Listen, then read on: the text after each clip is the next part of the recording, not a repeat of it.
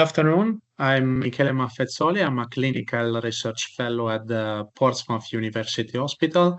The title of our abstract is Docetaxel versus Olaparib plus Abiraterone as first-line treatment in patients with metastatic castration-resistant prostate cancer, a retrospective single-center analysis. So since the PROPIL trial, we know that Olaparib plus Abiraterone is a potential first-line treatment option for patients with metastatic castration-resistant prostate cancer.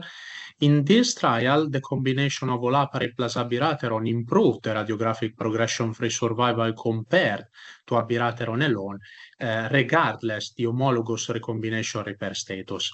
Also, in the final analysis, the combination improved the overall survival by approximately 7 months compared to Abiraterone alone. On the other hand, we have also Docetaxel, which historically improved the overall survival in pretreated patients with advanced prostate cancer, and it is still a valuable treatment option for those patients, especially for those patients pretreated with an androgen receptor pathway inhibitor. However, a comparison between Olaparib plus Abiraterone and Docetaxel used as a first-line treatment option in metastatic CRPC are lacking in the real world. So the aim of this study was to retrospectively compare the clinical outcomes of patients treated with either Docetaxel or Olaparib and Abiraterone as a first-line treatment for metastatic CRPC. So in this real-world study, we enrolled all those patients with a diagnosis of metastatic castration-resistant prostate cancer who received the first-line treatment with either Docetaxel or Olaparib and Abiraterone. The primary endpoint was to compare the radiographic progression-free survival between these two groups, and we of course used the Kaplan-Meier method to assess the radiographic progression-free survival. We also performed a multivariable Cox regression model to explore potential predictors of radiographic progression-free survival. As you can see, we enrolled a total of 60 patients, 24 received Docetaxel and 36 received Olaparib and Abiraterone.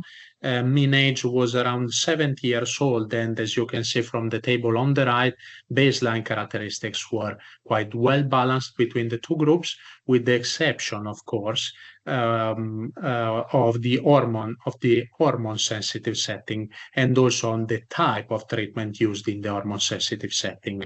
And indeed, in the Olaparib and Abiraterone cohort, most of the patients, nearly 80%, received Docetaxel in the previous hormone sensitive setting, while in the Docetaxel group, nearly half and a half received androgen deprivation treatment or enzalutamide.